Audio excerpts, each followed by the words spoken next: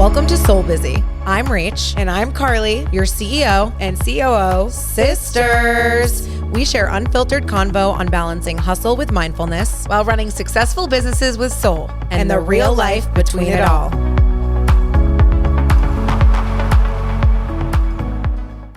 Today we have special guest Victoria Pappas, owner of Melly Mental Health and Yaya's Extra Virgin Olive Oil.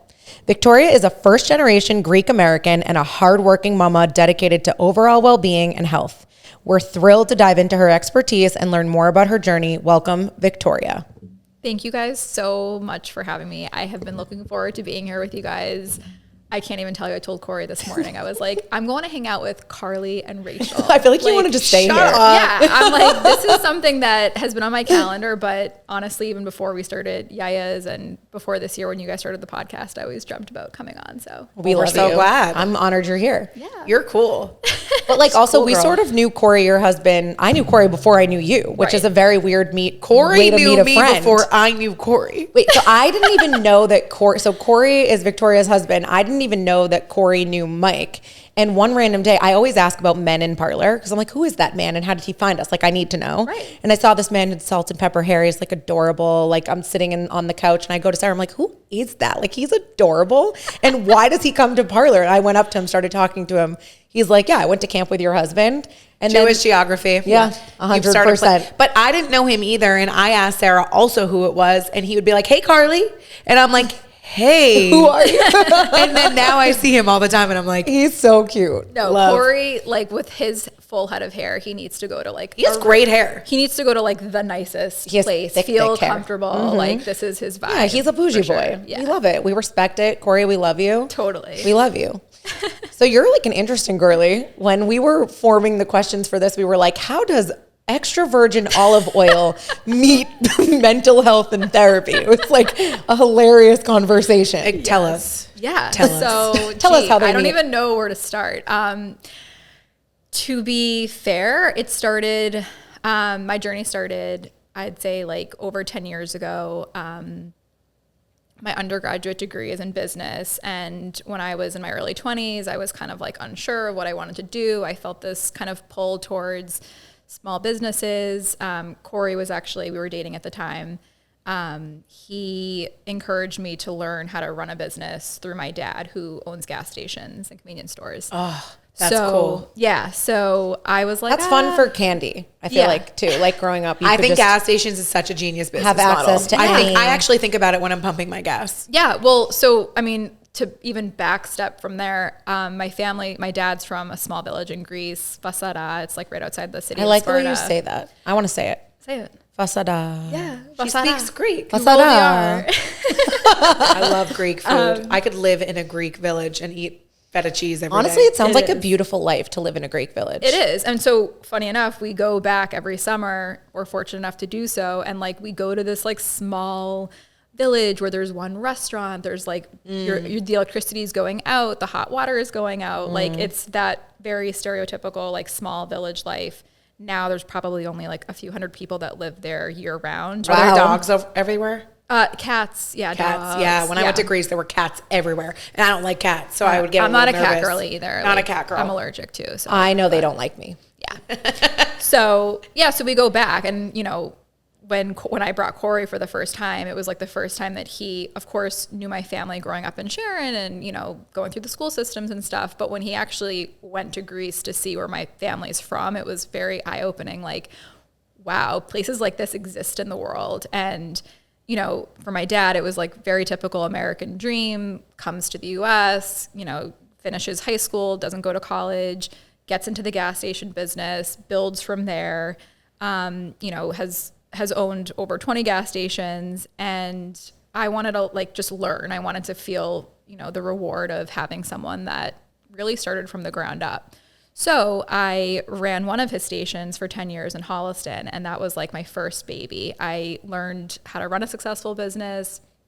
I made a lot of mistakes. I really loved seeing people in the public come in, even if they were complaining about the cost of gas or whatever it is that they were complaining about. The Skittles being too expensive. Well, whatever. Yeah. And so what That'd be ended up, upsetting. exactly, what ended up happening. Stale Skittles.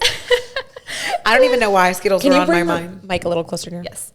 what ended up happening was customers were coming in and like coming into my back office, just sharing their life issues and their problems. And like, I felt like I was becoming this therapist. And I was like, Victoria, what? That's honestly kidding. hilarious. Out of all of the things I thought you were going to say, that was not it took a turn. The story took a turn. I know. And Interesting. so I'm How like, old were you here? it was like probably 22, 23. Cool.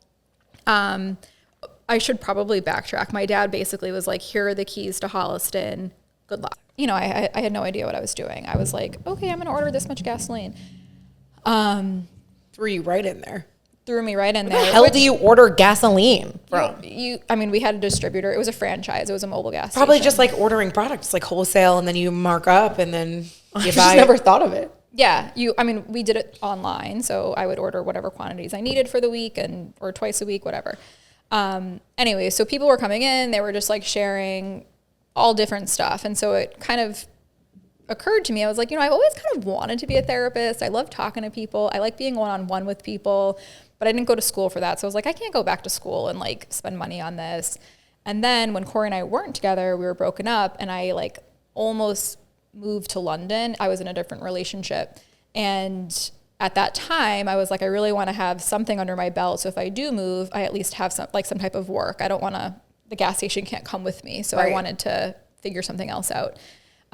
So it wasn't until I was like 25, I went back to school, did a 2.5-year program that was like affordable, and I could just bang it out on the weekends because I was still running the station. And so I got my master's, and I decided to pursue therapy.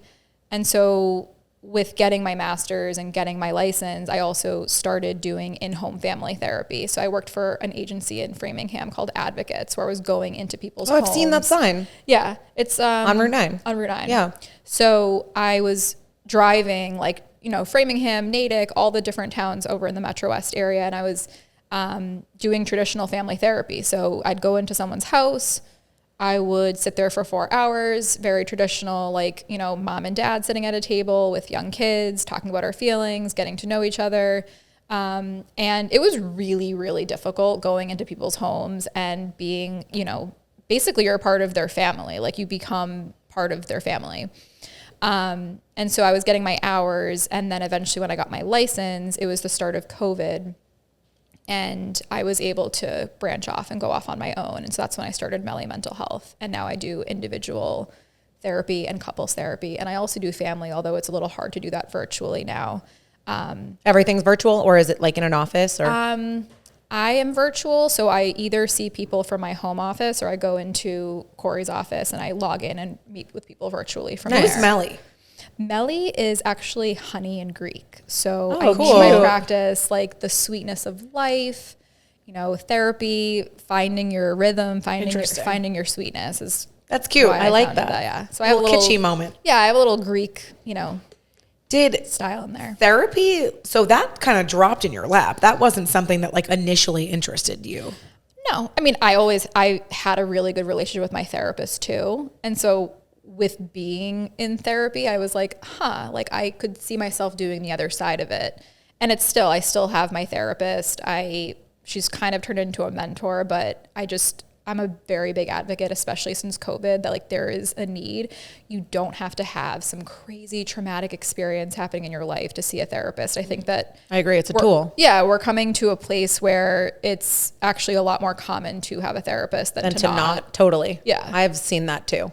Yeah. And I think people need somebody to talk to, just to have a sounding board that's not like a family member or a friend, so that you're not exhausting their ear, so that you can get a very unbiased perspective back. So I Totally. respect that very much. And I agree, since COVID, I think people's mental health have changed drastically. Yes. So I feel like it's even more important. But then, so your story is actually even weirder and more all over the place than I thought. Because Very it's weird. gas, olive oil, and therapy. Well, technically, they're both oils. True. How many times have you said that joke? Honestly, you need to admit it right now. A few Well, times. It's hilarious. It's so funny. Well, so then you also recently launched another business, which is Yaya's Evu. Yes. Tell us about that. Yaya's EVOO. So that also was a conversation that Corey and my dad and I were having at the beginning of COVID, when everything, I don't know if you guys remember, everything went subscription. Everything was delivered to your doorstep. I remember, we weren't pregnant. It took us a while to get pregnant. I can get into that too. I'd love to Get know. into it, girl. I'd love to know that. Yeah. So at the time it was like all of our supplements were like offered subscription based and delivered to your doorstep. Eventually I had my son, and like the formula was also like an option. So when Corey had the idea, like, why don't we bring over this liquid gold that your family has, you know, Stock of, and people don't realize how important it is to have high quality olive oil. I said to him, I don't want to just like go into markets and like do it like how everybody else does it. I kind of want to, you know, have it be convenient. I want it to be like a convenient service. So where he has the warehouse with what he does and we have the olive oil, and we both kind of have that entrepreneur mindset, we were like, why don't we just like try to sell it online? Let's do it. I want to tell you something. I actually hate going to the grocery store and getting olive oil. I don't know. It's like a weird thing. People say that. It's a weird thing because It's overwhelming, the aisle, a little bit for me. It's a big bottle and it's annoying and it's always expensive. Right. So I'm just like annoyed when I have to get it. Yeah. And it's always when you're cooking or if you're whatever it is that you do in the kitchen. Yeah. I always forget it. You always forget. And it's like, I always forget like salt and pepper and like the ingredients that we literally use multiple times a day. So similar to like formula, if you have a baby or, you know, your vitamins, like I just ran out of a supplement because I was changing my payment method and I didn't have it. I was like, oh my God, I thought I was subscribed to that. And so I ended up changing the payment method, but I was annoyed for like 3 days because I didn't have that vitamin that I normally take.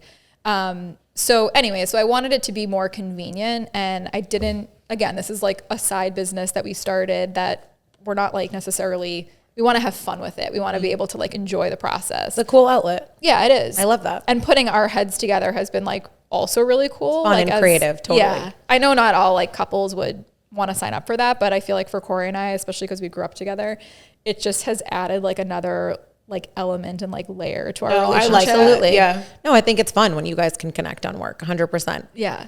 So interesting. Very cool story. I love to hear it. So like, let's talk a little bit about marriages and what you see. I feel like you have a really healthy marriage. You said you're doing family therapy. That's super interesting to me. Like, what are common themes you see people struggling with in their home or in their marriages? Totally. I would say, and I probably, you'll hear me say this word all the time, I would say boundaries. In marriages, whether it's professional or even personal, I just see people, especially couples, not having the proper boundaries on putting each other, even when you have children, putting each other at like the top of the pyramid.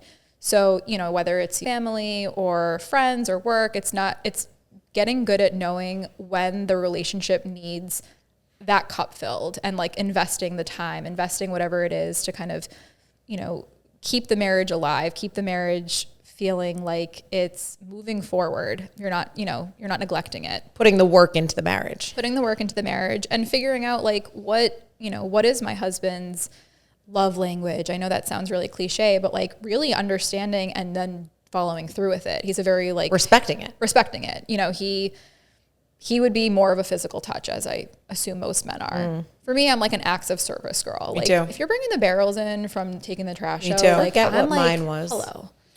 Yeah, no, it's interesting because if I want to you're, look back at my test. I think we're talking to a couple people because people who are in long-term relationships, like you got to keep it alive. It's not like the movies or the TV shows that are like romantic that everyone watches and they're like, oh my God, look at that dreamy guy bringing me flowers every day. I'm like, yeah, talk to me when you have a mortgage. Right. Talk to me when you have kids. 2 kids screaming all night. Talk to me when rent's due and you need to pay it, or like you need someone reliable to go take your car for an oil change and like you can't do something. Absolutely. Like, and I think people forget that because society and the world shows you these relationships and you're like, on TikTok. no, Well, that's not how it is. Well, no, I think marriages and relationships are built in the times of turmoil, right? Like, and how you react to that. It's not to say that every relationship's perfect. They're not. It's like everybody fights. It's a sign of passion. It's just like, how do you recover? Never fully know someone. Like that person's growing and changing just as much as you are, whoever's in the relationship with you. So like, there's times where Joe will show me a side of him and I'm like, did you just do that? Because like I will literally fucking kill you. And also I would just like to be very clear, when did you start doing that? Like I'm just talking about something random. I don't even know what I'm talking about, but there's times where I learn things and I'm only married 6 months. Like, and I think about it for the rest of my life. I'm like, I committed to like be on a journey with someone. Not that that journey will always be perfect, you know? Right. And it's crazy. I some of my friends will come and talk to me and I'm like, marriage is not like a fantasy thing. No. You don't just want to like get engaged and it's like a fantasy world that you live in where it's like we're in love and we have sex every day. Right. That's not like a thing. Sex every day sounds awful. Who the fuck wants to have sex every day? That would really hurt. Like, I don't want to have Ew, sex every people day. do. Well, I'm not capable of that. and for those that are like, well, you know, the sex is great, or this is like the most important thing in my marriage, it's like, okay, but going back to what you were saying, you know, when you go through challenges in your marriage, in your relationship, and then you repair and you guys come out of whatever that challenge is, there is something like so profound and so raw and Attractive deep to me. and attractive. Yeah. And so with Corey and I, we were broken up for a solid like 4 or 5 years in the middle of our 20s. Why? Mostly because of religion, but also some family stuff, boundaries. And also I was also figuring out what I wanted to do. And I felt like if I was with Corey, I wasn't able to figure out what my path was. Couldn't be clear. Exactly. I really respect that though. Yeah. So I kind of like saw how my life was going to be. And I said, you know what? If we're meant to be, I'm going to let him go. And we're going to, you know, with risks that we may not come back to each other. And if we're meant to be, it'll be. And again, we both were very close to marrying other people. And then in our like late 20s, we happened to both be single. And he basically proposed within like 3 months, didn't tell anybody, was like, we're doing this. I was like, if we're going to like go on a coffee date, we're doing this. Like it's actually happening. So I get what you're saying. At that time, religion, converting, all of that stuff was like out the door because we already had lived 4 or 5 years without each other, having dated like Greek guys, Lebanese guys. He had, you know, people that were in his religion, and it just, we chose each other. Yeah. So are you saying like he believes in one religion, you believe in one, and like they were clashing? There was some expectation of him to convert in order to marry me in my church. Understood. As a Greek Orthodox. Well, because Greeks can be intense about religion. And so in Judaism, too, some parents are very strict about marrying another Jew. Yes. And, you know, obviously, Well, I was just going to say, I can Carly relate married to you. an Italian. I don't even know what religion he is. I'm not going to lie. Little I have no pizza idea. bagel. Well, that's tough, though, because it's how you grew up. Well, so it's like, how do you amend that? I think Right. the thing is that when kids are involved, you have to have that discussion. You cannot get married and not have a religious discussion because Agreed. Because when Joe and I think I was 23 maybe or 24, and like I knew it was a serious thing, and like I was a very big like date to marry kind of girl.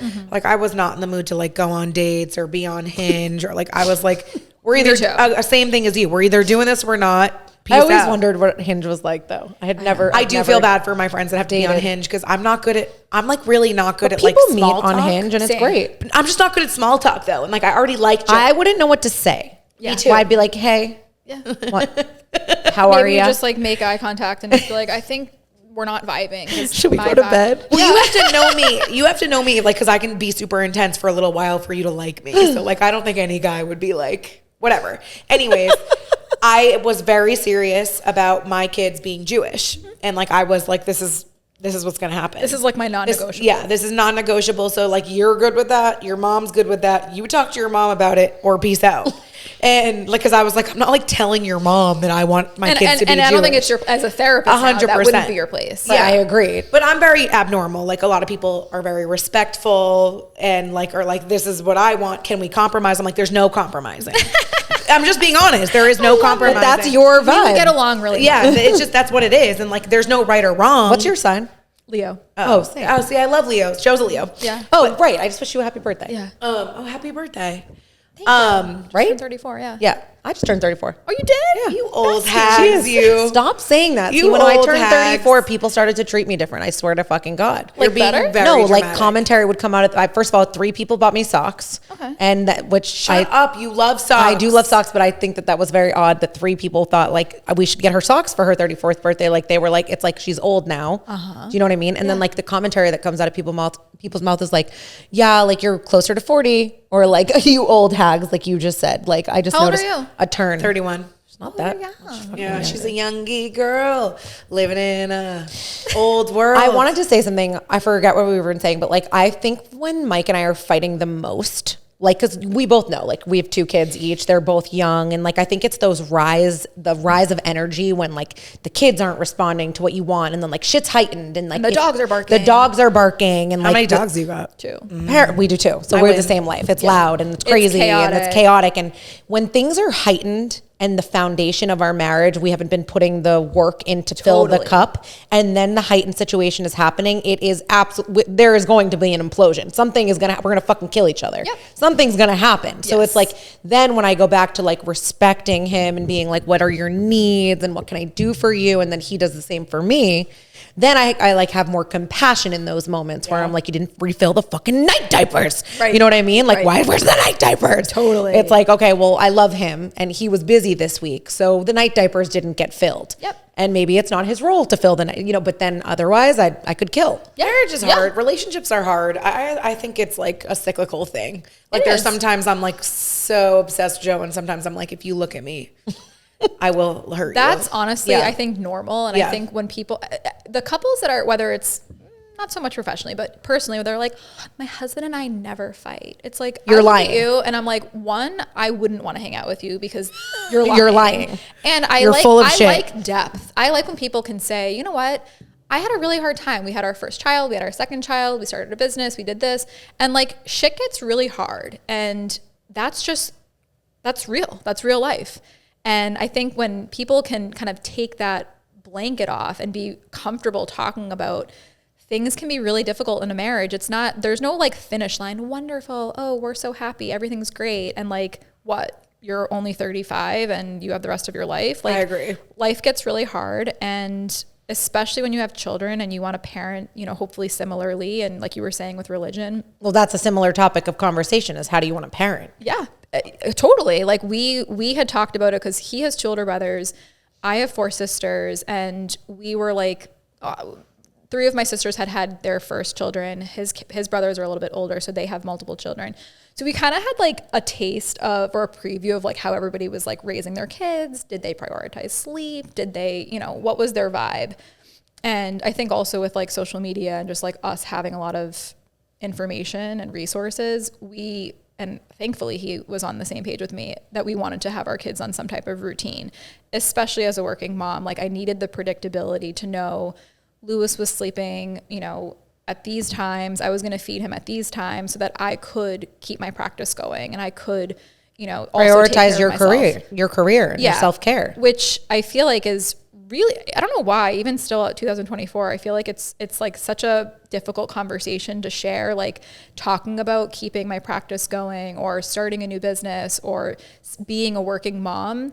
I don't know. I feel like now in my own village of people that I stay close to, I feel supported, but I do think that there is a group of people that still isn't like really on board. There's still, I don't know. I don't know if you feel that way. I think it could go both ways. I think you adopt a lifestyle that works for you is the way I see it. So like if you're going to be a full-time working mom, respect it's a certain lifestyle or it comes with certain rules, like how often you take care of yourself, what that routine looks like. That's how your life will have to look.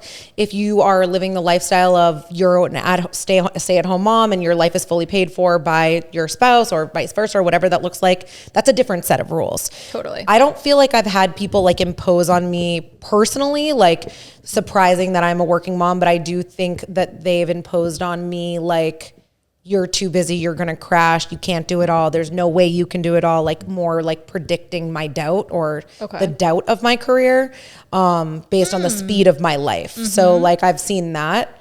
Or people can't relate to the way that I live my life and they like judge it because they can't match up. Because like for me, some things. That's how I feel. You know what I like? For me, some things that like you say it was hard.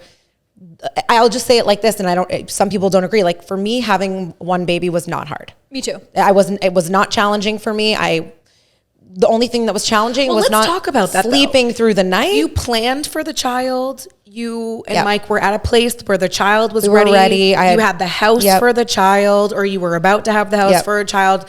Those are and I'm not just premeditated. Yeah, like I'm not judging anyone who like has children and may or may not be ready, but like sometimes people who know that they have high stress or like you have a very busy schedule, you have to plan for that. You know, I had to work differently. It required you more work not less. always more. To put yourself in a position to have the child and be still who you were previously. But then also to be well and to keep putting time and energy into my relationship, like you're saying, I have to think of all of these pieces. And so like for some people who maybe aren't thinking of those pieces, I would imagine my life seems daunting to them. Do you know what I mean? Yeah.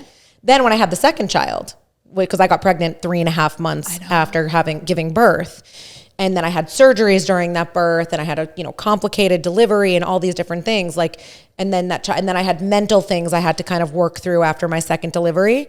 That was a different story for me, right. So that was a little bit harder, but still okay. Mm-hmm. So I don't know. I think everyone's experience is so personal. Totally, yeah, it is. And I think Corey and I had talked about it because I had just started my practice at the beginning of COVID. It took us almost over a year to conceive our son.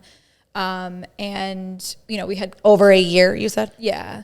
I was actually seeing, Geraldine for acupuncture like 6 months into trying. And I'm convinced that she definitely helped me conceive.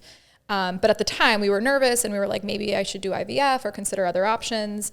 And so actually for our second, we ended up doing IVF and cause I had miscarried in between, when my son turned 1. So IVF was like such a great experience. Luckily, we were able to get pregnant on the first round.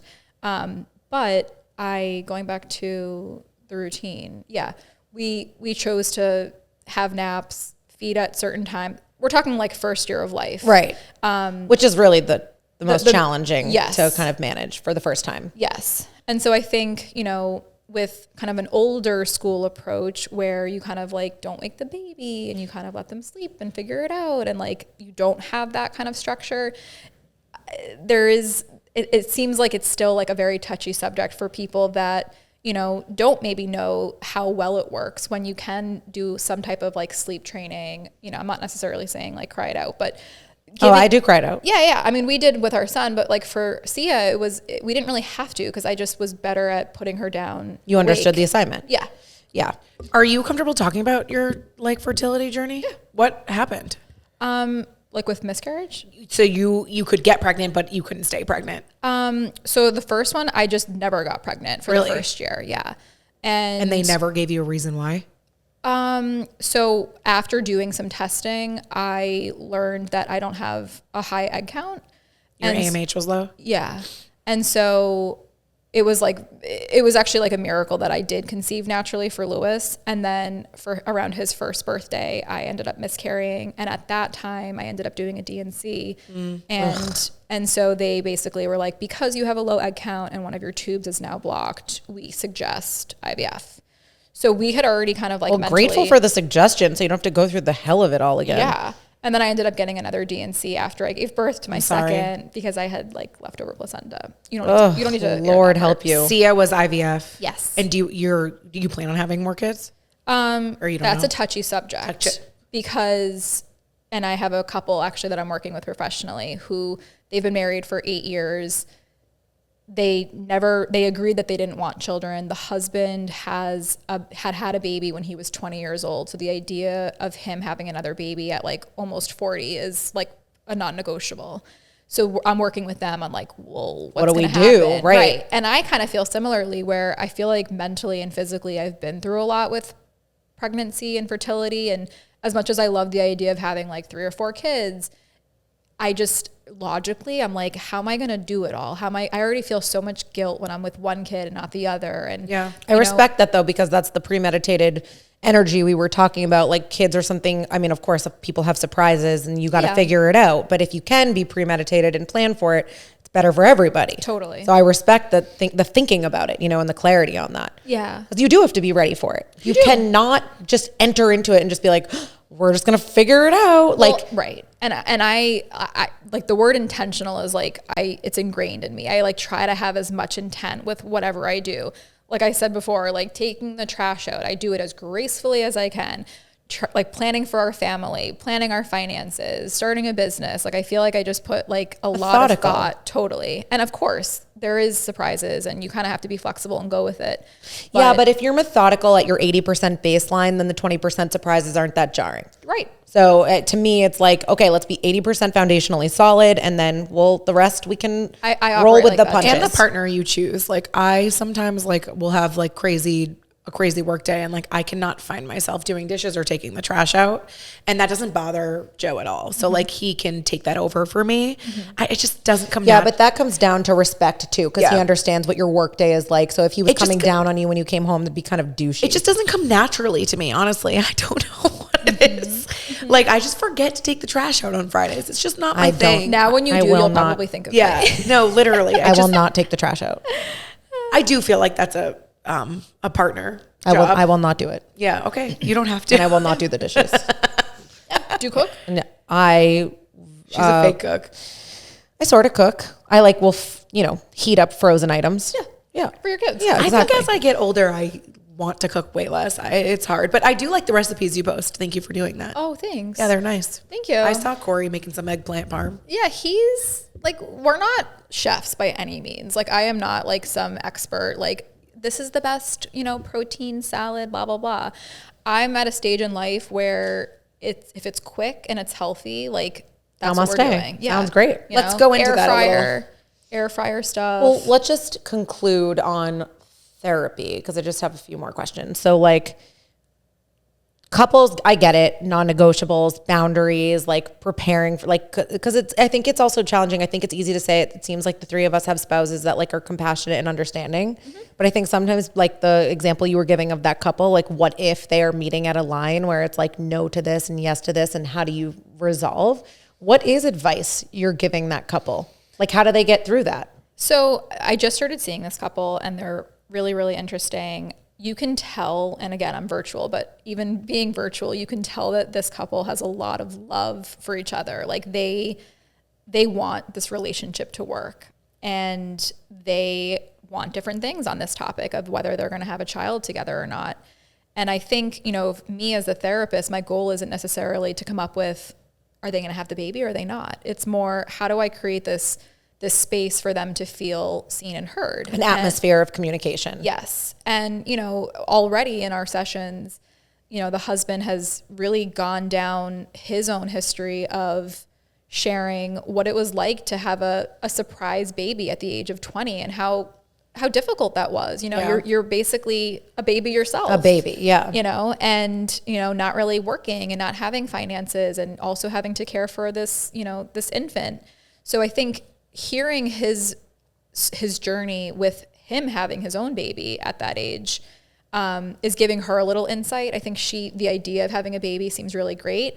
Now, this couple is also someone that, there's some spontaneity in their relationship. They like to move around. They like to go to different cities. And I think having some of that like logic, well, what does it actually look like when you have a child? They have no kids? No. Oh. Well, he has one from like 20 years ago when he was 20. See, that's so interesting for me. She wants one. Yes.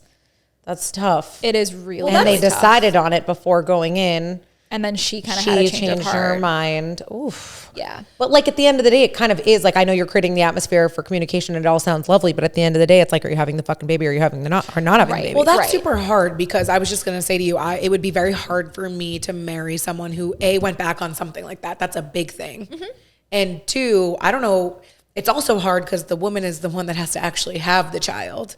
So that's a touchy subject. That is a tough, that's a I don't know tangled web. It is. It for sure is. And Do you ever get like impatient in those moments? I would. I know you have to be politically correct. Yes, I do have to, I can't show if I'm like kind of in alignment with one versus the other.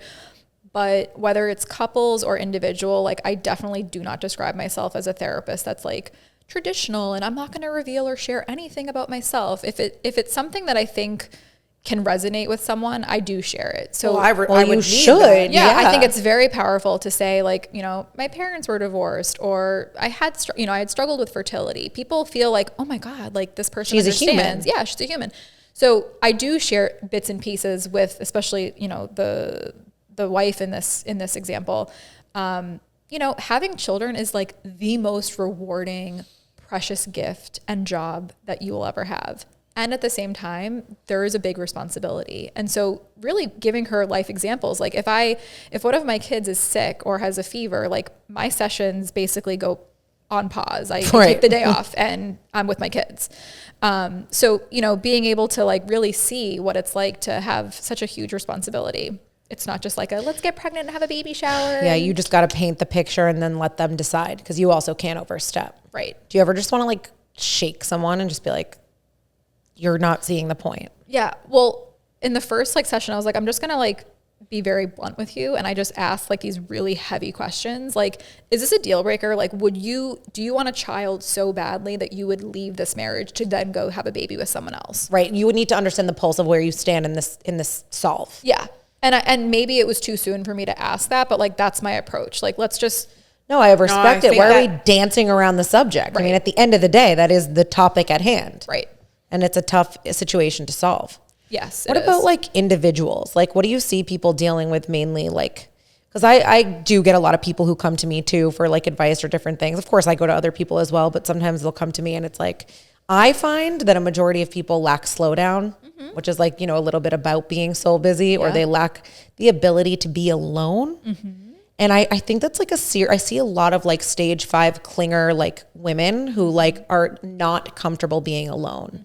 And I wonder, like, do you see that too? Do you feel that? Do you prescribe that? What do you think about that? Yeah, I definitely know what you're talking about. I think, you know, as we get older, getting comfortable with our alone time, especially as your life gets busy and if you do have children, I think that kind of goes under the same umbrella with the theme that I also see, which is just not feeling fulfilled. Doesn't necessarily mean that you have to be super busy and you have to have all these like Agreed. caps and stuff. You could have one thing. It doesn't even have to earn you money, but you have to have some type of fulfillment. You have to have something that like makes you sparkle and shine, that makes you feel shiny and new. Purpose. And I think there's a lack of that. I don't know if it's because of COVID. I don't know if it's because, you know, seasons of life, people get married, they have kids, they almost like forget about themselves. No, it's interesting because I'm in a different season of life maybe than you two, because like my friends are just starting to get married, and I find that people like obsess over their weddings for a certain period of time, then their honeymoon for a certain period of time, and then they're married for a certain period of time, and then they're trying to have kids. And I think everyone wants that next best thing. So people forget to enjoy what's actually happening. Be present. And sometimes that happens to me. Like I forget. I'm like, I wake up on a Saturday and I'm alone and I'm like, what the fuck am I doing today? What's going to make me happy? Whether my job fulfills me enough, and that's wonderful because I feel like I have purpose, but it's also like, what else? Yeah. What else you got, Carl? I find myself in the moments of speed, like when the week is really busy and crazy and like I didn't have as much time for meditation, and like I'm in the moment. Like the other day I found I was in the cold plunge and I was like, I'm really proud of myself. I'm in the cold plunge. I'm doing this. I found myself reaching for my phone, and I challenged myself to be like, why do I need my phone in this cold plunge? Put your fucking hands in the goddamn water, and you don't need to check Instagram for the 700th time today. So I agree. I being alone with your thoughts too, not just physically alone, because I was physically alone in that moment. No, sometimes it's sickening how much I'm on my phone, and then I'm like, are you like good, bro? Like, what the fuck are you looking at your phone for? It's right a now? little It's like super weird. I think you have to understand it's kind of like a sugar addiction. It's like a dopamine rush I of know, like, it is like TikTok like really makes me happy. Carly, you send me TikToks while you're driving. I like still do don't that. get It disturbs TikTok. me. Like I'm like you should. I know. You need I to know. figure that out. You're disturbed. You're wrong. I know. I need to You're hang mistaken. out. I just like I just can't get into it. I don't know what it is. It's Yeah, so let me tell you wrong. how you get into it. You open your phone And you just you start, scroll. like, You're I so know. wrong. It's the fucking best. I love it better than Instagram, but like Instagram hosts more of like our launch announcements and different things. And like, did we post the right amount this week? And so like, sometimes it's work related for me. Sometimes it's personal, but like, I don't need to be so available to people. So I go through this cycle, but I'm just curious, like, do you also see like a mental health correlation to cell phone usage? Like, do you ever talk about that with your clients? Yeah, I definitely do. I mean, I have a lot of Gen Z clients. Interesting. And what's their issues? They What the fuck is wrong with them? a lot of college students, I mean, they love meeting virtually first off because that's their life. Right. physically That's That's what they what know. they know. They don't know what it's like to like sit in traffic and like go to an appointment and like wait, whatever. So they God forbid we have some downtime. Right, exactly. They're like eating their snacks, they're in their dorm rooms, they're, you know, they're doing their thing, they're feeling comfortable. But I would say like relationships for sure, they struggle, friendship, self-confidence, self-esteem, and there was another one, and food, And diet. of course food. And diet. And Interesting. relationships, yeah. Well, I would imagine it's very difficult to be in Gen Z. And I would imagine like relationships are probably really hard because in a generation where immediate satisfaction is the norm, if somebody doesn't respond right away to a text message and I'm sure that they're spiraling and then they can't focus on their schoolwork. Well, think and then about food how it choices was are poor. It's like how do you unpeel that onion? when we were it's a younger lot. versus how it is now and how kids look like. Someone said something to me recently that our generation is, specifically our generation, is very unique because we're the last generation to have lived without cell phone usage and with extreme cell phone I don't think usage. I had a cell phone until it was like my freshman year of high school. Same, like Dad wouldn't give it to me. Same. We like I remember had when one we in had middle like school. AIM or like you'd like leave your away message on. Oh, like, yeah. You'd go out for the day, come back. It was like a similar but way healthier different world. separation. Right. And Separation is a good word. Yep. No one separates from their phone. Right. Do you ever like feel guilt around using your phone around your children? Yeah, I do.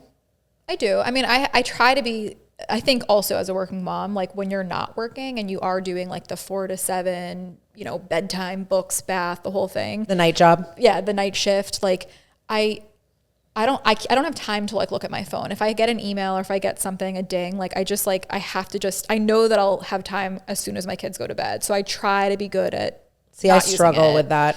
Like when Ferdinand's on and we're doing the cuddle session in bed, like I find myself, I'm like looking off to the side a little bit. Well, you don't need to be fucking watching Ferdinand, Rachel. I love Ferdinand. I Have you think seen it's Ferdinand. I think it's Oh, it's normal. a great movie. Oh my God. You should watch it. We're not talking Is it about a thriller? Ferdinand.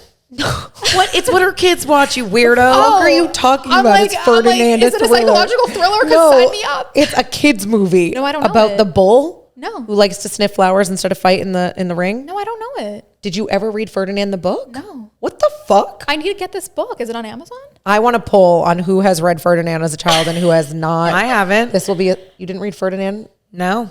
What do you talk? Maybe because it was in my room. All right, next. I don't care about Ferdinand. Well, it's a great movie, and sometimes I'm on my phone during the movie, and I feel guilty. It's tough. But cell phone usage, I'm sure, has a correlation. Yes, it for sure does. And what you were saying about like whether he responds back in 5 seconds, it's like, you guys get busy. That's what the issue is. Is like get a little bit busy, get a little more intentional. Get a with little your soul life. busy, honey. Exactly.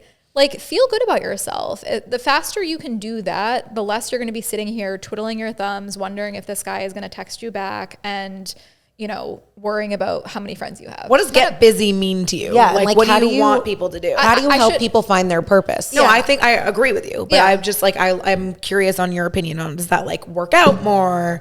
No, I think for me, it's like, I'm a morning person. Yeah. So like busy for me is like, get up in the morning, like literally get up and out of bed by like 5:30.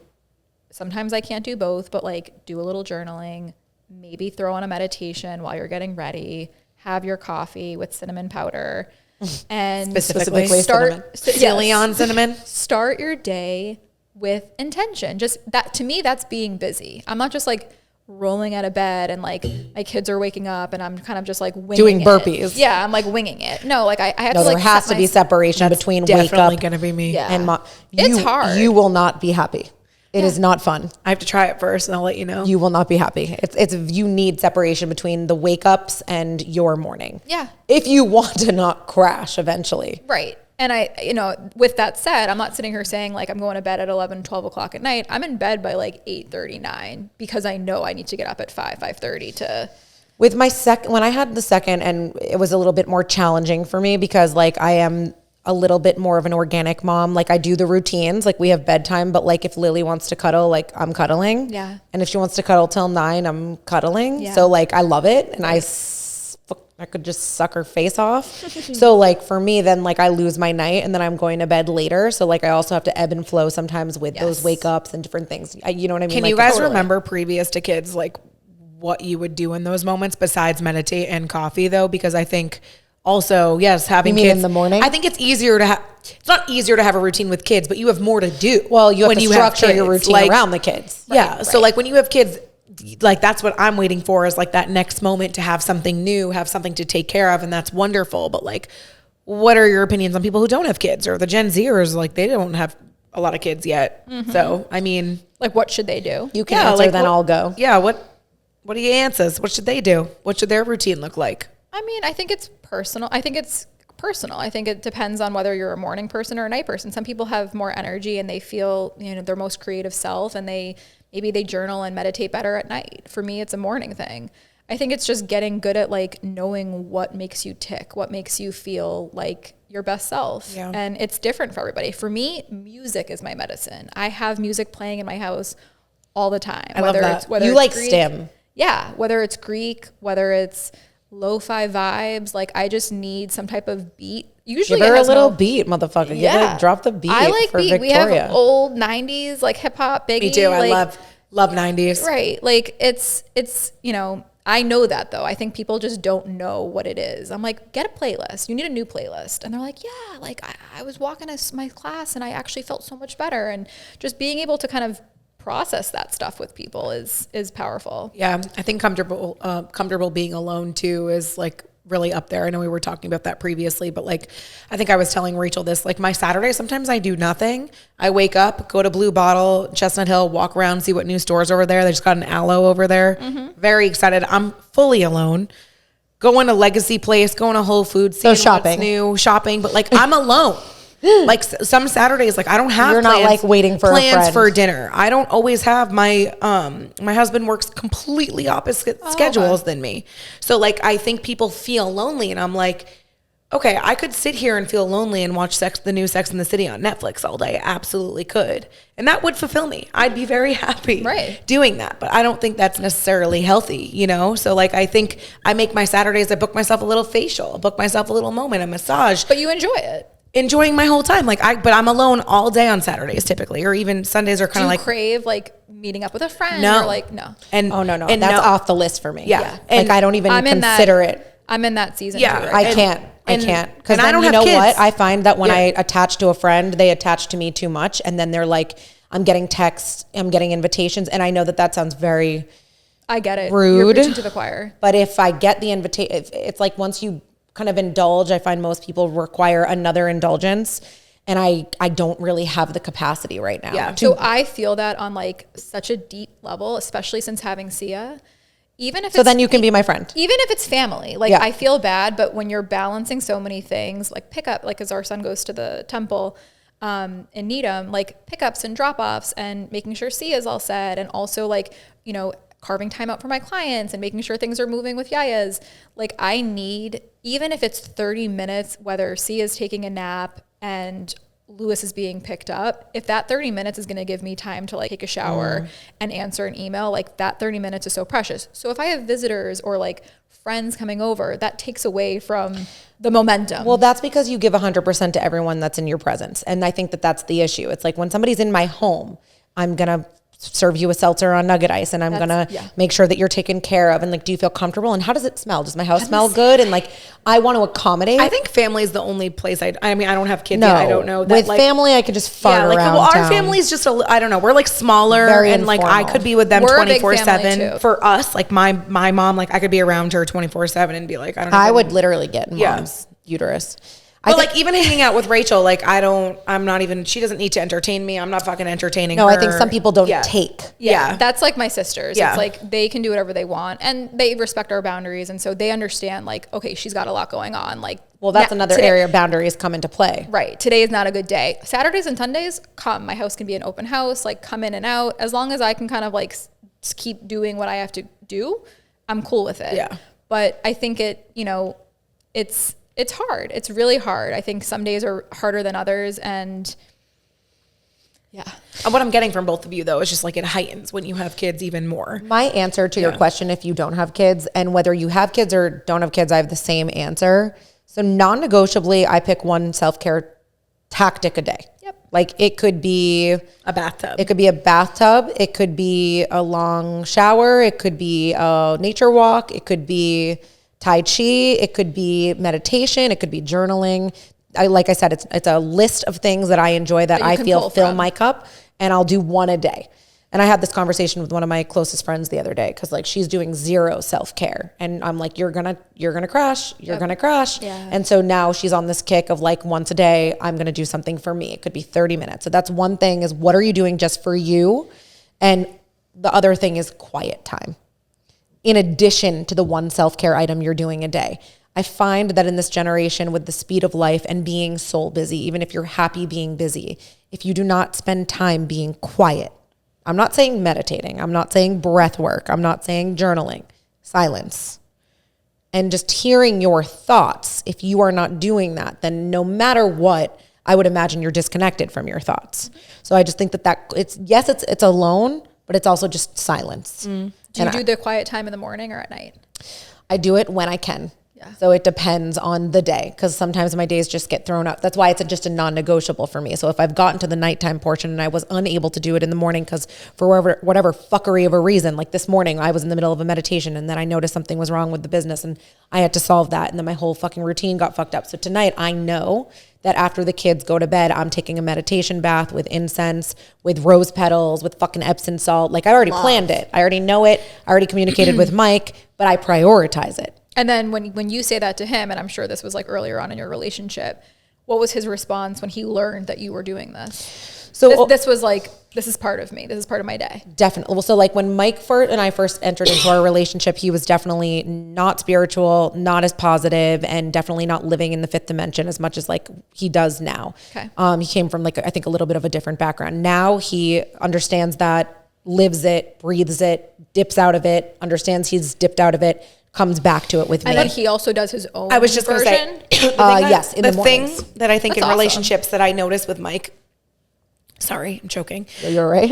Mike and Rachel that I love is that they both have their own things. And I think for me, it was very important for me to have a relationship where we had our own things. Mm-hmm. And I think it's okay to your own life. Yeah, you have to have your own life. Rachel always says this to me and I'll always remember it. And like I use it when my friends need advice too. Like you come in this world alone and you leave alone. So your best relationship with yourself is yourself. Yeah. And that's the most important. And if you can't be alone, like Joe is a Boston policeman and he has to work overtime a lot. And there's some days he can't get that day off when I want him to, or I want to go to a dinner, and Saturdays and Sundays, I'm home alone a lot. Mm-hmm. And if that's not for the week, because a lot of people get married and they're like, let me tell you. A lot of people get married or they're married to doctors or nurses and their schedules are not the same all the time and they're on call and My they have to sister go is in. that way. She's a TV reporter, so Yeah. she works nights. Cool. 100%. So their relationship, you have to like know that going into your relationship. That was a very big thing for us before. I almost broke up with him because I was like, don't know cops, don't know their lifestyle, don't know if I like it, don't know if I can handle it. Mm-hmm. And that was a big thing. And like as we do it, I get more used to it and I'm happy. But if I wasn't comfortable being alone and this was his role and this was his job, that would be very hard to navigate myself. And some of my friends don't even understand that or ask or know because I deal with it myself because I'm like, this is a me thing that I have to deal with. I'm not going to sit here and complain about his job because I also respect him going to work, working 48-hour days. Absolutely. And providing for our family. Like those things are attractive to me. But I think my point is that if I wasn't my own person and I was only a person connected to Joe, then I'd feel like I was no one. Mm-hmm. And I don't ever want to feel like that, you know? Identity. And do you think he would feel that way? Like would he? So this is not the only reason I love him. We could literally not make any plans and that man would have a whole plan for the day. Oh, I love that. So he would be like, I'm going to the gym at 12. I'm cutting the grass at this time. Oh yeah. He's very different than me. He's very regimented. Mike does not cut the grass. Yes, he's a very different boy. Does not do that. You probably have more similar. Joe is like a lot like different than what I'm used to, but that was something I searched for in my male partner because that was not something I was good at. Mm-hmm. Like I'm like, let's get coffee, let's go get a bagel. I don't know if you searched for it as a partner as much as you got lucky though, because like you kind of met. No, I'm really attractive to someone who can like put up a curtain. I think it was a pleasant surprise. I think me and Mike would not do well together. No, Mike doesn't even notice if the curtain rod is not up. That's important to me though. Corey's like that. Actually. Yeah, like he literally wouldn't even know. He's very handy. I love a handy. He is. See, I find that very sexy, but maybe it's just because we don't have that. Do you know what I mean? Right. I have that. Yeah, I'm happy for you. I'm saying you're saying you. Me and Mike. But where he's great, he lacks in other ways. And it doesn't matter. I love him to death. But I mean, it's just, he's definitely not hammering anything into our wall. Mike picks up new like things like golfing is his new big thing for the past 3-4 years. But I've known him for however long Rachel has. And he always has a new thing. And he's always excited about something else. he's always excited about being the best he can be. And I think your male partner or your significant other or whoever needs to be like that. Right. Well, that's growth mindset, right? Like it comes back to like, I'm ever evolving. Not even in your work I'm life. not going to be, and that's part of the reason I also struggle with friendships sometimes too. Cause like I am literally a different person 3 days from now. Like I am not, the conversation we had, I might feel completely different about it because I've evolved. I've read 3 books. You've thought about it like, longer. I listen to 100%. podcasts. I'm like, oh, I have a new perspective and I'm a new person. Yep. So you don't even know me. You don't even know me anymore. I've changed. And you can go in and I've evolved. I think that also, and I talk about this in my practice too, like, you know, whether it's your marriage, your relationship, your friendships, your village of people that you have, if you're not with like-minded people that want to grow, that want to, you know, evolve and improve and get to know themselves and have like a increase in self-awareness, you feel like you're like in this like cage. I can't be around people that are like not willing to kind of do that growth or do that, you know, inner work. And again, I'm not saying like, well, because then it becomes a preach I was of just your gonna say. opinion. Yeah. Like if they complain, like I can't do a complainer, right? Because I think there's a too. solution to everything. So I'm like, you want to complain about that, and then I'm like, okay, well, did you try this? Did you try this? Did you try this? Did you try this? Were you quiet? Did it? I'm like, and then just did you listen to my follow fucking through? podcast. Right. Did you follow through? That's like the biggest thing. People Right. have all these like great advice and ideas and they don't follow through. And it's like, okay, follow through is tough. Yeah, it is. I mean, I do that too. Consistency is tough. Yeah. I preach and I'm like, bitch, you can don't fucking do that. Shut the fuck up. Anyone can do something for 2 weeks. 100%. Can you do it for 90 days? Right. That's what I want to know. But also, can you catch yourself? Like, I don't need Rachel to tell me that, like, I've gained weight or that, like, I could have eaten healthier. Like, I know in my soul. Also, would that be fun to hang out with if I was like, hey, stop eating the cake? No, I'm going to eat the cake with you. No, I'm just saying, like, but there will be times where you're like, used to, where you'd be like, I think it's time. Well, and yeah. like, and I'm not saying that in a bad way. I love friends like that. But for me, like, I love an honest friend. What? Put down the food, ma'am. Down the pasta. Hungry girl. I feel like it's the summer. I'm very hungry in the feel summer. like this is a nice transition to olive oil. No, I want to talk about olive oil, but I was going to Okay. say it's really hard to have friends where like they're like, oh, well, we don't really have intimate moments with my husband or my boyfriend, and like we don't hold hands. I'm like, did you try to hold his? Right. Do you know what I Totally. mean? Like, Totally. I'm like, were you outside trying to hold your? Did you have a date night planned? That's like, actually a really good point. And like, can you remove your, so like the other day, not the other day, it was like a month ago or something. Mike and I were fighting. He was doing the dishes. Like, I forget what we were fighting about. It was like something so fucking dumb. And I was like, you know what? I'm going to stop bitching for a second. I'm going to go hug him. I just stopped. I went and hugged him and I gave him a kiss and I was like, I love you. And I'm so proud of us and we're doing so great. And he was like, thank you so much for just shutting the fuck up and just hugging me.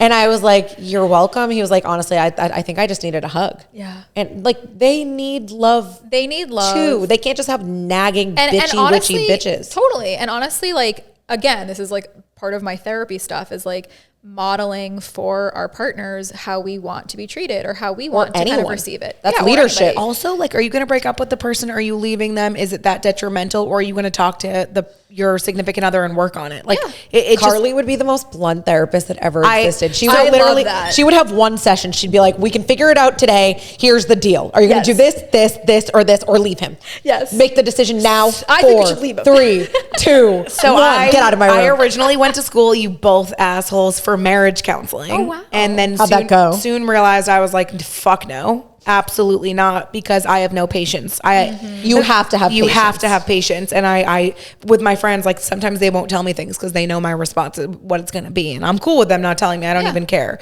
But I have no filter or time for the bullshit. Like, it's not just you in the relationship. If your significant other needs something, like sometimes I will be yelling at Joe for something and I'm like, wait, who the fuck are you to say you didn't do this and this? You're a fucking asshole. And I'll look at him, still mad at him, and I'll be like smiling under my breath, like I can't turn around. Right. Because like I know that like I'm doing something that's not good. So like, you know what I mean? But you know what I'm talking about. I know what you mean. So like for me, it's like, but it also comes from like, why'd you pick that partner? You signed an agreement. You signed like a piece of paper that you were going to compromise with this person relationship wise and marriage wise. If they had red flags, why the fuck did you marry them? Totally. And that was part of the reason why I think Corey and I wouldn't be where we are right now had we not broken up and like lived life apart as adults. Yeah. And I knew when we were getting married that he was going to give me the space that I needed to like grow, to change, to like, I'm not going to be this like small, stereotypical, whatever. You're not going to be put in a box. Correct. No one puts baby in the corner. Yeah. And so that's mostly the reason. Is he handsome? Yes. Is he hardworking? Yes. But like truly. Does he have great hair? Yes. Yes, he does. He gives me the space to kind of flourish and to be, That's to it. be big. Giving me space. Yeah. Mike gives me space and he wants space from me too, for sure. So does Joe. I think that's a healthy thing. Yeah. I think it's a healthy thing to miss everything in your life. I love to physically go to work and miss my children. Me too. I love to miss too. my friends. I love to like catch up and have it be a meaningful catch up and not just be like Surface level. yeah, like I don't That's need an to know interesting every point. detail about your goddamn fucking life. Just like live it, Same. enjoy it, thrive, and let's meet back again and tell me how you're Yeah, thriving. and I would rather have like a longer conversation, having not heard how Same. you're doing. I'm more interested. Well, Me I too. have friends that still, I think, live in that high school mindset where we need to hang out every Friday, Saturday, No. Sunday. That goes away when you have a And child. they need to get out. Yeah. Well, no, and I think when you live in a certain, I think people have trouble saying no. Yeah, I'm good at it. You know what I mean? So like it's a skill. I am too good at it. It's I'm actually not good. too good. I've gotten to the point where like I think I'm rude. I've said this Yeah. before, like I kind of had to pull back a little. But don't you also feel like you're also modeling for people that listen to your podcast or know you that are like, you know what, that girl like has it down. Sometimes yes, sometimes I'm I feel coming that from across you. rude. Like, well, you've never asked me to like hang out seriously. But no. I know where you stand, so like I probably wouldn't. But I secretly picture our You kids being understand me. together and like Oh our my husbands God, hanging people out. won't It will even happen. ask you. Sometimes. It will Yeah. happen when Yeah. it's right. See, you respect that because you understand it. I think if you don't understand it, you don't. Because it's like, it's not that I don't want to be Oh, I know. social and I don't want to hang out. And if I feel like a connection, I want to cultivate that. I enjoy that. That's fun. I'm a fucking human. It's not that. It's that I have to be able to prioritize all the things in my life to be at the baseline of well for me, and then too. socializing can come next. So if I put socializing first, that other thing doesn't happen and then I crash. Yep. Well, don't get her Me wrong. too. If you put her in a social setting, she'll flourish too. Yeah, it's- like the other night, I we're was all like good. absolutely shit faced, like thriving, running through the Cape, like on But my if birthday. you look around, it's having the best time. It's everyone. I looked around, I took pauses, and I was like, who the fuck else would I be hanging out with right now? You know what I mean? Like, it's just like a very interesting thing. And you spend time, you make time for the people that are very important to you. Me Like too. I know. always make time. And it's not that people are less important. Like my friends aren't less important. It's just like, would I choose to hang out with you, Lily, and Sadie, or go out drinking to Cisco and Seaport? There's no choice. Well, for even me, not going you know? out, like last night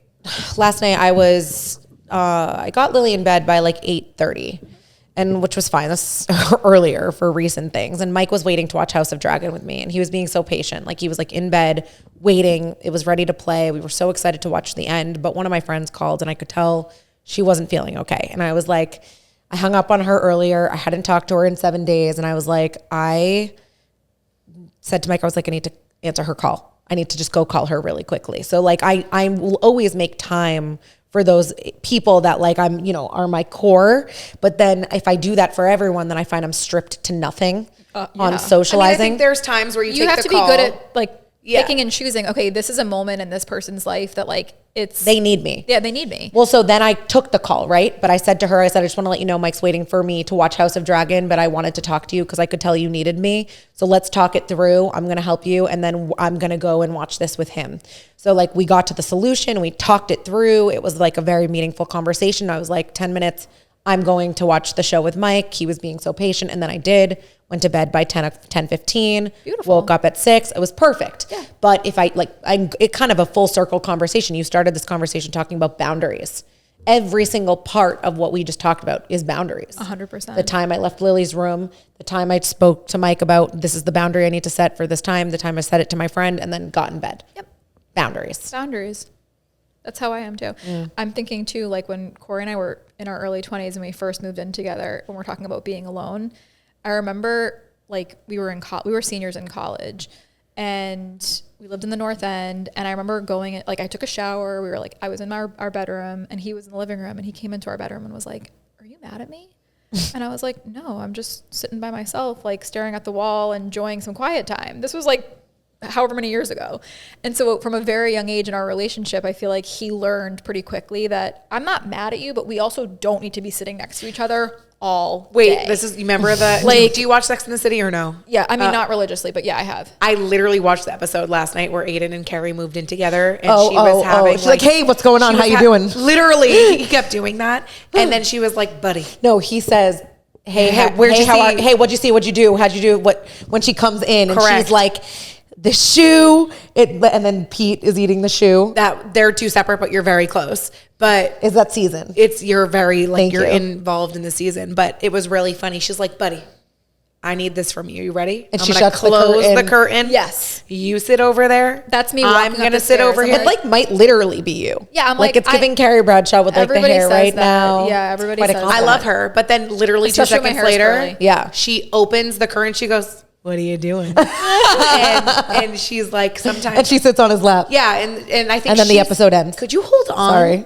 Jesus Christ! I take pride in my Sex and She the City says trivia. something though at the end. She lays on Aiden and she says, sometimes all you need to have is like that. You said it out loud and someone understands you. Yes. Because she said, this is all I need. And she just needed him to understand. And then she was over being alone. Well, in an oversimplified way, isn't that sort of like the point of life is just to feel understood by Yeah. like a select Yes. group of people? Like, isn't that the end goal of psychology? Yeah. Right? And That's why I picking think a being partner good is- at, yeah. I think being good at which people do you actually want to feel validation from, or, you know, supported and loved and seen and heard. Because if it's just everybody, then you're going to probably be disappointed and you're going to keep hitting this part of you that's like, love me or see me or feel me. But really, when you think about the person that you're wanting that from, Yourself. are they really that important to you? Like, is it Right. really going to mean that much to you? So knowing your parts, like in therapy, we talk about, like, you know, we have our anxious part, our depressed part, our happy part, our little girl part of us. And so really That being, sounded wrong. but like the little, You have like your the, little girl parts. like the no, that's true. Like the younger version of you, like the Yes, childhood I understand version. what you're saying. And so, you know, rather than having our parts speak for us, we want to be good at speaking for our parts, like your heart center. So that's also kind of our. It's funny. I often say to myself, like, all you have to really ever do is speak from your heart center. Yeah. Which is why going back to that conversation of saying no and those boundaries is hard for me, because sometimes, you know how you said, like, by example, I went down that route where I was like, obviously, you know this, that like I'm going to say no. And then I was met with someone who like doesn't listen to the podcast and like doesn't know that side of me. And then they were like, well, this girl's just a cunt. Like, you know what I mean? Like, this girl's just a fucking bitch. But I would also argue that people that don't even know what boundaries mean, or they have zero, they're not going to understand or respect them. Well, exactly. If you haven't walked that walk, then how would you live that? Right. Yeah. If or you're understand not it. boundary oriented and you kind of just like float through life and la la la. Yeah, You totally. And then again, like then this is the contrast of it all, right? Like yin and yang, like we going back to the Greek village, right? Like women in that Greek village are not sitting there like planning their routines and like scheduling it all in and focused on their alone time versus their boundaries. I think this all comes with the prerequisite of like where we live and the age we're living in, right? Like if I lived in a Greek village, I might be like la di da di da, like whatever. But you would have some type of like routine. I'd have I mean, something that fulfills Well, different me. places Right. live very differently. Like when I lived Our in Italy, culture. When I lived in Italy for 4 months, you kind of got meditation different ways where, Jesus, you got meditation different ways where you would walk everywhere. Anywhere I wanted to go Right. was like a 30-minute walk. So you were alone walking, trying to find what street you're going That becomes down. part of your routine. And that's a different way of living. Right. And the food's so fresh and makes you feel good and everything's so different. It's not as fast. Like their rules are different. Everyone kind of eats the same thing for breakfast. Like, you know what I mean? It's just you're living It's a differently. totally different lifestyle. Culture It is. has changed for sure. Yeah. It's interesting. And I think that's what makes it hard to navigate is because, and then you're also comparing, you're like, look at these Instagram models with their rich boyfriends and their Perfect 2 pounds, life. their perfect Alex Earl watching her. And like, she's so beautiful. And you're like, how the hell are you so pretty after a night of drinking and you have no cares in the world and blah, blah, blah. People post how much she makes. I'm like, no, it's not normal. Yeah. It's not like reality. Like bring yourself back. Right. Be you. Those are things that people struggle with a lot.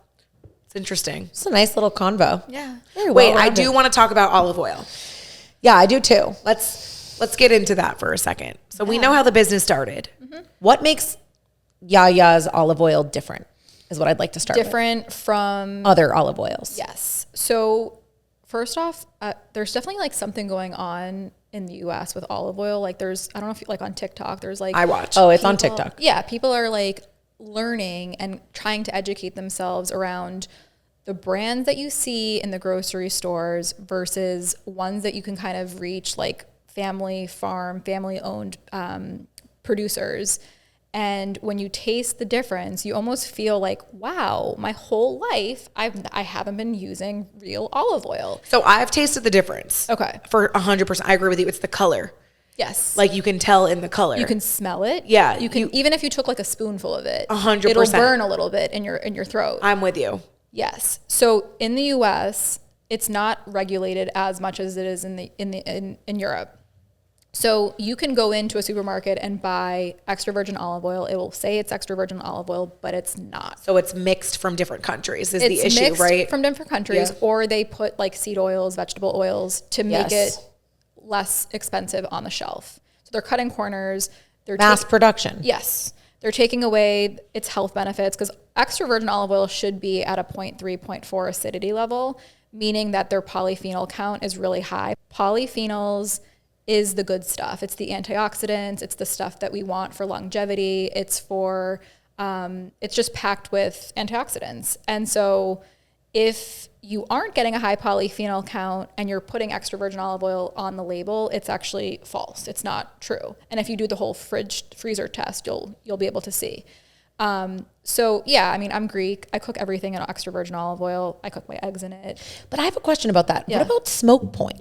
Smoke point. So that's another like kind of myth that I like to debunk too, is you can cook with extra virgin olive oil. It's not going to take its health benefits away.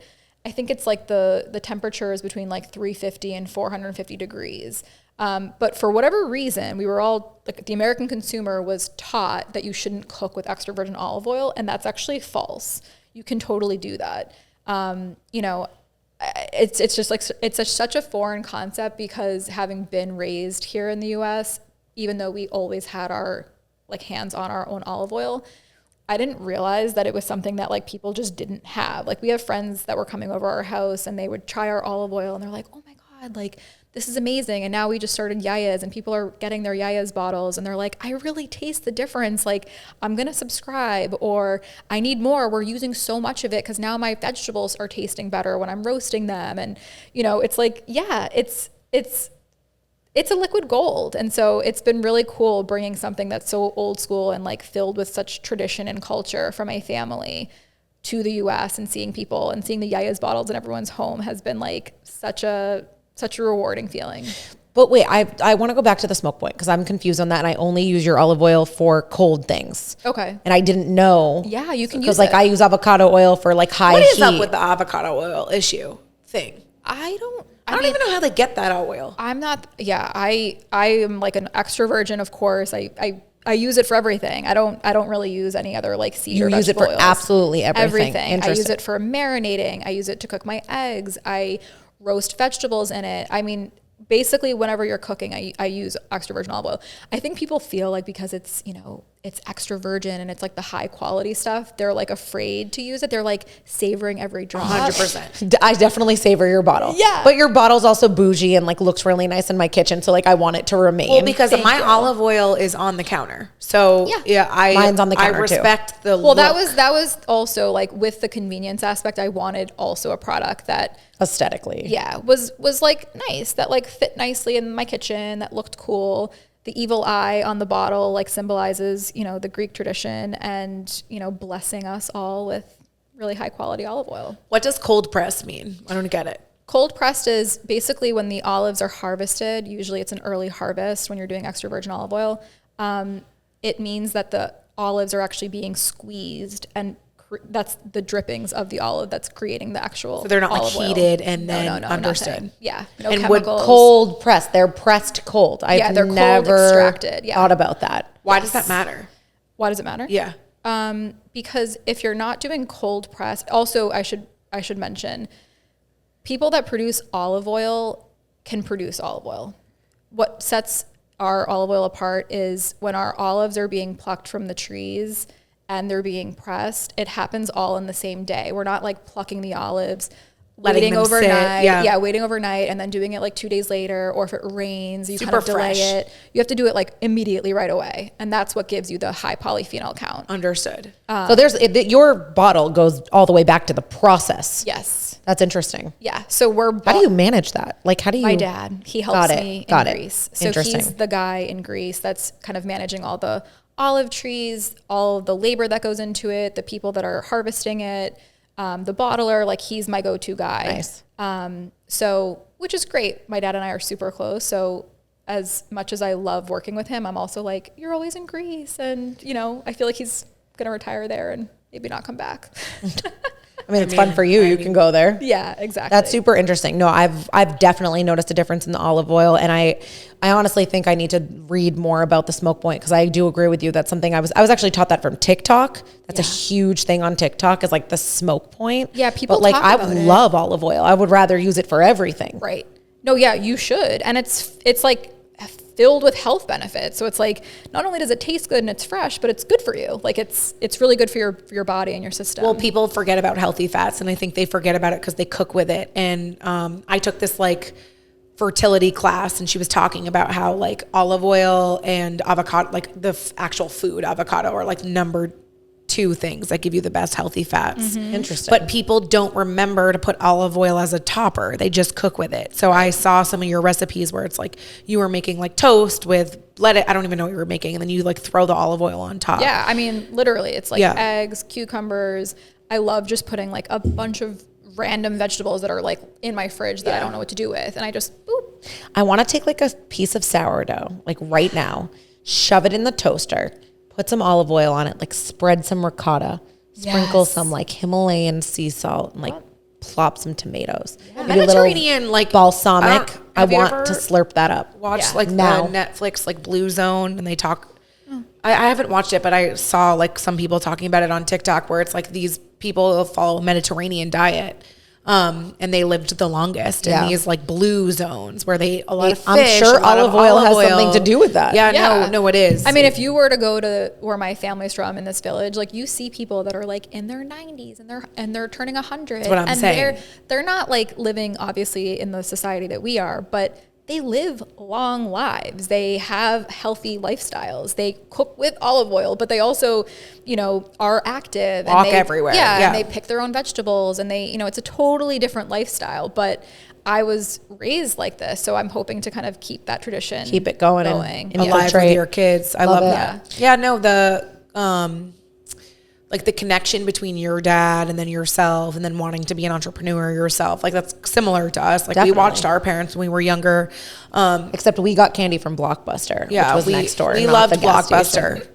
And Blockbuster, we used to but that was steal cash from the register and go to Blockbuster. It was construction. Fund so it. like Fund it. Shut up with the fun dip. I You love the loved fun Fun dip. Dip. Not for me. I What liked a gross candy. I know. Now, when you really think about it, like the little stick. yeah. The fuck is the stick? I it know. was the sour Compacted straws. sugar. I liked So funny. the blue sour straws. Those Blue were sour straws. Well, this was invigorating. I mean, I feel like we did a really good job of covering all the topics, and I appreciate your honesty and being raw and like really just getting into it. Yeah, So, thank you for You being guys here. are awesome. Thank you. I'm so happy to We love spend you. time with you. Great I love you episode. guys. We love you. Where can people find you for Melly Mental Health Melly And Mental Yaya's. Health. and Yaya's? Yeah, mellymentalhealth.com or Psychology Today, and then Yaya's YayaZBOO.com. And for people that are listening, SoulBusy15 discount code. Oh, we love a discount code. 15% off. So all lowercase, Yeah. all lowercase. Soul Busy 15, Perfect. and we'll put that in the description as well. Okay, cool. Thank Much you. love. We love you. Rock on. Love you guys. Over and out.